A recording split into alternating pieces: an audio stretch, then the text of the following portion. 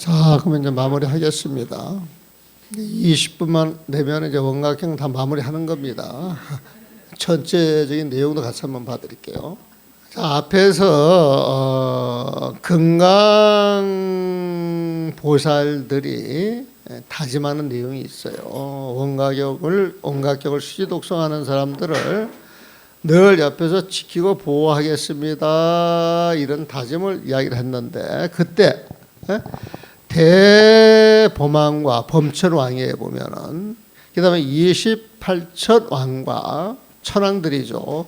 또 수미산왕과 호국천왕 등이 자리에서 일어나 대범왕은 대범천의 천왕이고 28천왕은 하늘이 28개 28종류로 나누어져 있는데 거기에 이제 왕이 없고 여기 오자가 나왔네. 28천 할 때 이 천자가 하늘 천자가 돼야 돼. 그렇죠? 근데 일천 천자 오자가 나왔네. 오래간만에 오자 나왔죠? 그래도 오자 없는 편이에요. 그 다음에 수미산왕과 호국천왕, 사천왕을 이야기하죠. 호국천왕 등이 자리에서 일어나 부처님의 발에 이마를 조아려 예배하고 종용의 표시로 우측으로 3번 들며 부처님께 살해했다. 이런 내용은 계속 되풀이가 되죠. 세존이시여 저희 또한 이 경을 지닌 자를 지키고 보호하여서 그들이 항상 편안한 마음으로 원각경 공부해서 물러남이 없도록 하겠습니다. 그래가지고 이제 금강신장이 원각경을 지닌 분들을 위해서 늘 지키고 보호하겠다 그랬더니 또 이제 천신들, 천왕들이 나타나가지고 저희도 거기에 같이 함께 하겠습니다. 그렇게 이야기를 해요, 보면은. 그때 큰 힘을 지닌 귀신들의 왕 길반차가 있었으니 이제 길반차 왕이 이제 나서요. 그런 10만이나 되는 귀신들이 왕과 함께 자리에서 일어나 10만이나 되는 귀신들의 왕과 함께 자리에서 일어나 부처님의 발에 이마를 조아려 예배하고 종용의 표시로 우측으로 3번 돌며 부처님께 살해했다. 그래서 이제 귀신들의 왕 길반차가 또 10만 명이 일어나가지고 이 경을 옹호하고 받들어 지키겠다. 그렇게 등장을 했어요, 보면. 세존이시여 저희들 또한 이 경을 지닌 사람을 지키고 보호하여 아침 저녁으로 모시고 지켜줌으로써 그들이 보리심에서 물러남이 없도록 하겠습니다. 보리심이 뭐예요? 깨달음이 뭐예요? 부처님 마음이죠. 보리심.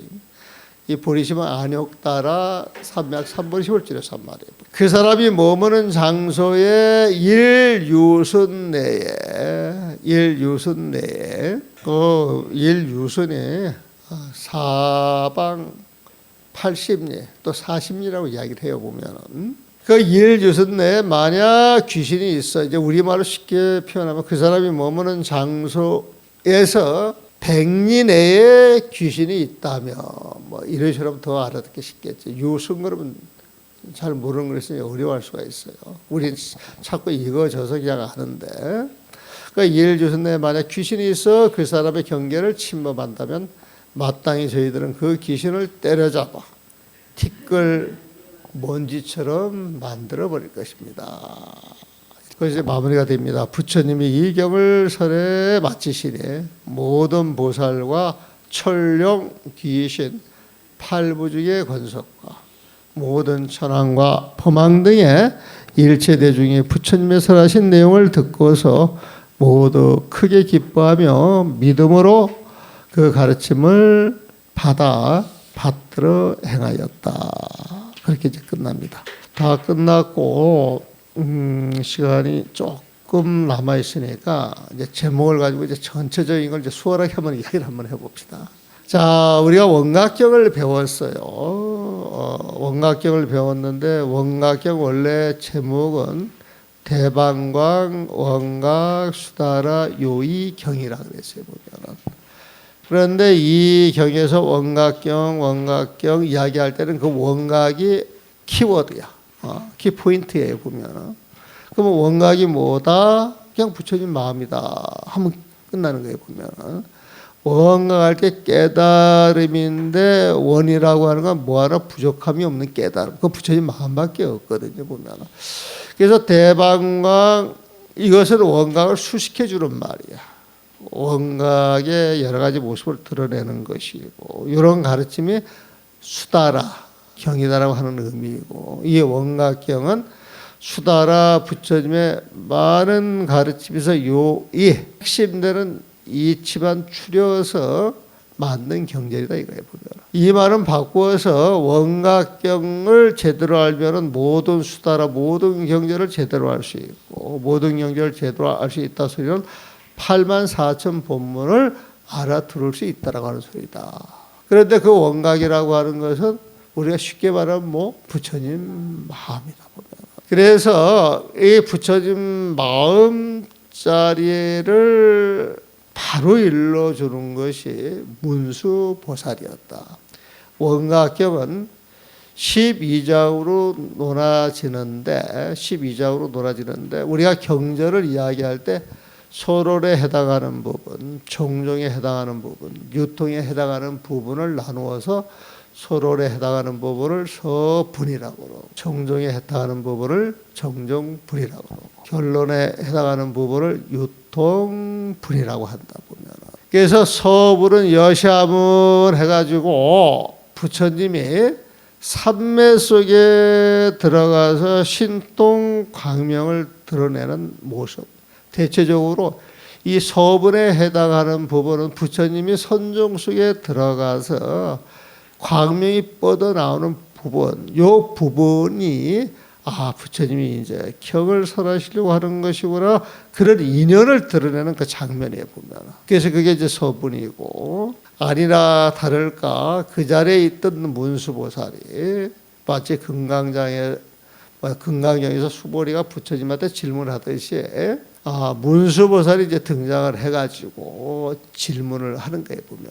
질문을 하는데 문수보살이 몰라서 질문하는 게 아니고 많은 중생들을 위해서 부처님의 신통광명 이 가르침을 전달해 주어야 하는데 이 신통광명의 의미가 무엇이냐 이 질문을 하는 거예요 보면. 그랬더니 부처님께서는 인지 법행을 말씀하셨어요. 그래서 이 문수보살장에서 문수보살은 지혜를 상징하는데 문수보살의 지혜를 가지고 원각 부처님 마음을 툭 건드리는 거야 보면. 그래가지고 모든 수행은 원각에서 시작이 돼야 된다. 그래서 원각 법행이라고 해도 되는데 공부를 시작하는 자리이기 때문에 수행의 그 시작을 뜻하는 그런 의미에서 인지라고 하는 표현을 써보면. 그래서 그 문수보살장에서 이제 부처님 마음을 주로 이야기를 하면서 그 마음을 가지고 우리 중생들은 수행을 해야지 그렇게 이야기를 한단 말이에요 보면.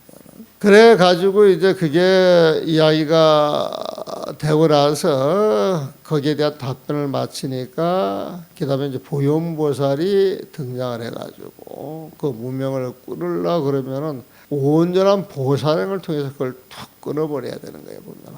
온전한 보살행을 통해서 그걸 툭 끊어버리려 그러면은 세상의 실상을 제대로 볼 수 있는 안목이 있어야 돼. 그래서 세상의 모든 건 인연으로 드러나는 법이란 말. 이 호공도 인연으로 드러나는 법이거든요. 그래서 이 인연으로 드러나는 이 모든 법은 헛개비 같은 거야. 금방 사라질 법이야 보면. 그래서 그걸 봐야 된다 그래가지고 보현보살 보살행 뒤를 이어서 보안보살이 세상을 보는 안목을 드러내요. 그래서 무명이 환이라 그러고 환이 사라지면은 그 자리가 부처님 마음자리라 그러는데 그 부처님 마음자리에서 호련 무명이 생겼다 그런단 말이에요 보면. 근데 그런 말이 잘 이해가 안 돼. 그래서 호련 무명이 생겼다 그러면 깨칠 필요가 없지 않느냐. 그리고 무명을 제거한다 할지라도 다시 생겨날 것 같으면은 되풀이될 것인데 공부할 필요가 있겠느냐. 그런저런 이제 의심이 들어서 이제 질문을 하니까 금강장 보살이 부처님의 마음자리는 인과법을 벗어나서 인연법을 벗어나서 시비분별을 벗어나서 윤회하는 마음을 벗어나서 있기 때문에 그런 마음을 가지고 알 수가 없다는 거예요. 그런 마음을 그런 마음을 부처님 마음을 알라 그러면 의심이 없어야 된다. 시비가 없어야 된다. 분별이 없어야 된다. 생사심이 없어야 된다. 분별심이 없어야 되는 거예요. 아상이 없어야 되는 거예요. 그 무명이 없어야 되는 거예요, 보면은. 그래서 윤회하는 마음으로 부처님 마음을 알 수 없다. 그래가지고 이제 의심을 끌어주는 게 이제 금강장 보살이었고, 그 의심하는 마음을 일으켜서 자꾸 이리저리 분별하는 것은 아상이 있기 때문에, 이 아상이라고 하는 건 지 욕심이 강해. 집착이 강해서 보면은. 그래서 사람들이 의심을 끊지 못하고 자꾸 이리저리 분별을 통해서 윤회로 가는 것, 윤회하는 그 마음을 쓰는 것은 애욕 때문에 그렇다. 애욕이라고 하는 건 자기 욕심이다. 이걸 끊어야 돼. 그래서 이제 미륵보살이 등장을 해가지고 이제 애욕을 자비심으로 바꿔라. 진짜 큰 사랑으로 바꿔라. 이제 이렇게 가르쳐줘요, 보면. 이렇게 가르쳐줘도 사람들은 어리석어서 알지 못하네. 온 계공을 알지 못해요, 보면은. 그러니까 그 어리석음을 끌어주기 위해서 청정의 보살이 등장을 해가지고 모든 집착을 끊는 자리에, 특히 몸과 마음에 대한 집착이 끊어져야 부처진 마음이 보이는 것이야. 이래 가지고 집착하는 그 어리석음을 깨우쳐주기 위해서 청정보살이 등장을 해가지고 가르침을 주는 것이 청정의 보살장이었어요, 보면. 그래가지고 그걸로 이제 공부가 되면 되는데, 공부가 안 된 사람들은 욕심을 내고 또 의심이 풀리지 않아가지고 이런저런 시비 분별을 하다 보게 되면은 자기 뜻대로 일이 술술 풀려요, 안 풀려요? 안 풀리면 성이 나요, 안 나요? 성이 나는 모습은 보기 좋아요, 싫어요? 그래서 우리가 성이 나는 모습은 정말 보기 싫은 모습이고, 법구경에서도 성을 한번 내면은 1000년 동안 쌓은 공덕이 한순간에 사라진다는 거야. 나는 그런 거 경험을 몇 번 했어요, 보면. 정말 잘 지내는데 어느 순간에 탁 성을 한번 내는데, 저런 모습 평상시 저렇게 생각한 거야? 이래가지고 마음이 싹 접어지는 그런 경험을 내가 몇 번 했어. 내가 냉정한지는 모르겠습니다만, 딱 봐가지고 아니다 싶으면 그냥 마음이 그냥 그대로 그냥 이렇게 쉬워지더라니까. 그래서 더 이상 관계를 안 갖게 되지, 보면은. 그래서 성을 내지 말고 항상 품위를 지켜야 돼. 위가 있어야 돼. 품위를 지키고 위를 지키려고 늘 부처님 마음을 챙겨야 되고, 자기 모습을 통찰할 수 있어야 되고, 자기 모습을 통찰할 수 있다 소리는 부처님 마음을 지니고 있다 소리고, 부처님 마음을 지니고 있다 소리는 자기 마음을 통찰할 수 있는 거예요, 보면은. 요거를 위덕 자재 보살장에서 썩나는 마음을 유언과 덕으로 바꿔주는 위덕 자재 보살장에서 부처님의 유언과 덕, 보살의 유언과 덕으로 바꾸려 그러면은 부처님지의 통찰, 그다음에 이제 중도법문을 잘 알아야 된다는 거예요. 그래서 이제 세 가지 수행법이 제시가 되죠. 이게 사마타, 삼마발제, 선나. 이건 쉽게 말하면 부처님 마음자리를 가지고 공부를 하고 있느냐, 통찰하는 힘으로 공부를 하느냐, 이 두 개가 하나인 줄 아는 중도의 힘으로 공부를 하느냐, 그 차이에 보면. 세상의 모든 수행이 이럭궁저럭궁 말이 많아가지고 세상을 현혹해도 사실은 정리를 해보게 되면은 부처님 마음이냐, 통찰이냐, 중도냐, 여기에 싹 들어와 버립니다. 그래서 요 세 가지만 잘 이해가 되고 소화가 되면은 세상의 모든 수행을 알 수가 있다. 그래서 세 가지 수행법을 척 제시해서 사람이 척 받아가지고 공부를 하면 괜찮은데, 사람들은 세 가지 수행을 척 제시해도 나의 마음을 들여다보면 이렇게 뒤섞여 있잖아요, 보면. 뒤섞여 있어가지고 이쪽이 많은 마음, 저쪽이 많은 마음, 아리송한 마음. 내가 뭘 잡아야 될지 생각이 정리가 안 돼. 생각이 왔다 갔다 해보면은. 그래서 그 왔다 갔다 하는 생각을 도거라 그러는데, 그 생각을 잡아주기 위해서 부처님이 방편으로 세 가지 수행을 적절하게 조합을 해가지고 몇 가지로 만들어요. 25가지로 만들어보면. 이 25가지만 가지면 모든 중생이 영원히 수행할 수 있을 것 같아요. 이 25가지 수행은 영원히 지속이 되면서 사람들이 가지고 수행을 해야 되는데, 이 25가지가 영원히 이 세상에 이어져서 굴러가야 된다 그래가지고 박기륜자를 써가지고 25륜, 그 영원히 이어지는 수행법, 관법, 그래가지고 관이라고 하는 뼈를 써보면. 그래서 25륜관을 설파하면서 그 내용을 폐에 적어가지고 촥 던져서 기도 참여하고 난 다음에 눈 감고 탁 잡는다?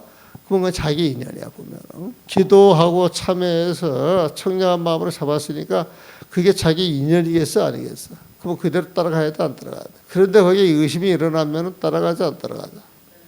그래서 부처님이 전제하시기를 믿는 마음이 있어야 100% 성취가 되지 믿는 마음이 없으면 성취가 된다 안 된다? 그래서 이제 믿음이 중요한 거예요 보면. 그래서 25륜간 살파해가지고 3간에 대해서 갈피를 못 잡는 사람, 생각이 정리 안 되는 사람으로 해서 25륜간을 설했어요 보면. 그래가지고 썽 안 내고 욕심 안 내고 의심 없이 수하게 믿어가는 사람들을 쫙 보면은 안정이 됐어요 안 됐어요? 부처님 같아요 안 같아요? 그러니까 부처님인 줄 알고 이제 잘 모셨는데 어느 날 자기 뜻에 안 맞는다고 해가지고 불쑥 저 안에 숨어있던 게 무시로 툭 튀어나오는 경우가 있지. 무시로 툭 튀어나오는 것은 공부가 된 거예요 안 된 거예요? 아직 안 됐단 말이에요. 겉으로 보기엔 공부가 된 것 같은데 툭 튀어나와서 공부가 안 됐다. 그러면 그것도 잡아내야 돼 안 잡아내야 돼? 그래가지고 이제 숨어있는 업장을 녹이는 거야 보면. 그 숨어있는 업장을 사삭으로 해가지고 그 잡아내는 것. 거기에서 말하는 그 사삭은 미세한 번뇌를 이야기를 하거든요 보면은. 그 사삭을 잡아내가지고 업장을 제거해주는 그 보살이 정제 업장 보살이다. 그래서 자기 업장을 전부 녹여서 마음이 청정해지면 자기 공부가 완성이 됐어 안 됐어? 완성이 됐어요. 완성이 됐어. 그러면 자기 이익이 충분히 충족이 됐어 안 됐어? 자리행이라. 문수장을 통해 가지고 부연 보완해 가지고 업장이 소멸되는 그 자리까지 자리행이야. 자리행 보면. 그럼 자기 공부가 충족이 돼 가지고 자기 이익이 전부 이루어졌으면 이걸 중생들한테 나눠줘야 돼. 그래서 보각보살이 등장하는 거야. 보각보살 등장을 해가지고 수행을 가르쳐 주려면 적절한 방편을 써야 되잖아요. 보면. 그 방편이 작지인멸이다. 근데 방편을 가르쳐 줬는데 사람들이 이것만이 제일이야 집착해 안 해. 그래서 그 병을 조심하도록 한단 말이에요. 보면. 그래서 작지인멸을 통해서 모든 중생이 제도가 되면은 자타일치 송불도가 된 거예요. 보면. 거기에 이제 원각보살이 등장을 해가지고 나머지 미처 따라오지 못한 중생까지 100일, 120일, 80일, 37일 차별을 통해 가지고 그 사람들까지 흡수를 해가지고 마무리를 시켜요 보면. 그래서 원각 보살장에 가면은 이제 원각계에서 부처님이 하고 싶은 말 중생제도로 싹 끝나 보면. 다 끝난 자리에서 이 법을 유통시키기 위해서 누가 등장하느냐?